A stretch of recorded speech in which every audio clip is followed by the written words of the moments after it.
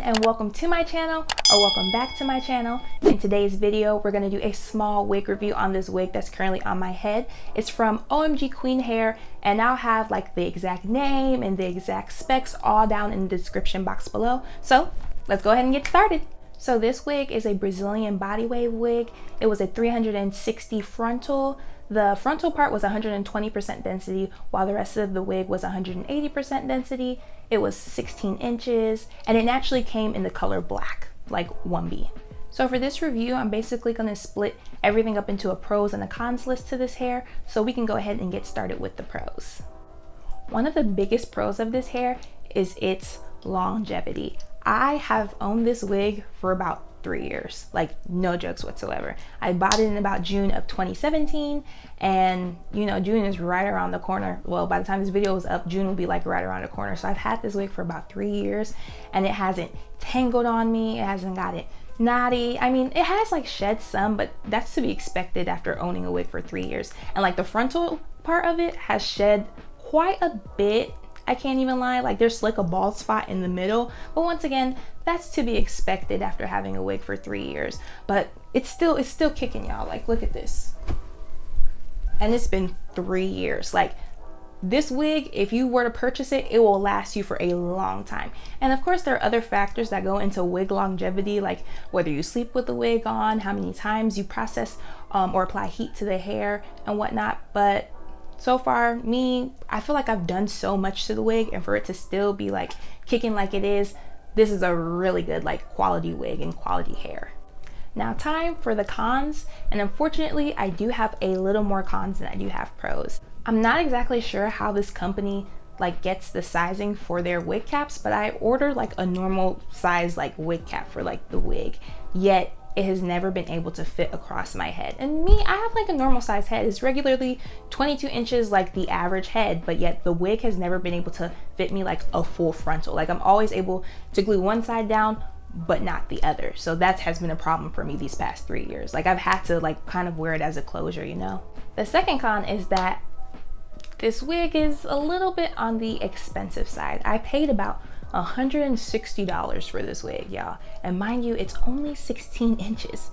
I've spent $30 and $40 less on wigs that were longer, so this wig is definitely on the more expensive side, but at the same time you do get what you paid for. Like I spent $160. This wig has lasted me 3 years, so that's not so much as a con. It's probably like a pro/con, because you really are getting what you paid for it. And mind you, when I paid $160 for this hair, that was about 3 years ago in like 2017. I went back on the website last night and I checked the price, adding like the same specs, 16 inches, 120 density in the front, 180 density in the back, and the price came up to $200. And I'm not gonna lie to y'all, I would never pay $200 for a wig that's only 16 inches. Like that's astronomical to me. And as I mentioned before, this is the first wig I ever purchased. So at the time when I was purchasing it, I wasn't as knowledgeable then as I was now of like pricing for wigs and how much like a good quality wig was versus like a lower quality one. So like with all the knowledge that I have now, I personally would not spend $160 nor $200 again on a 16-inch wig. Like I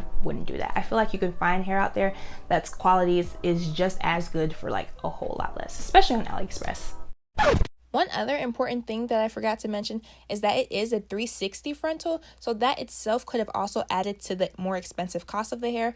I'm not too sure how much 360 frontals usually sell for, and I'm not sure if like 160 or 200 is the normal cost of it, but to me overall the wig is just expensive. And then on top of that, I never used the wig in a 360 frontal fashion, and I also didn't even know what that meant when I was buying it because it was my first wig. So I guess you should also keep that in mind when deciding whether to purchase that hair or not, because that too could have factored into its expensive cost.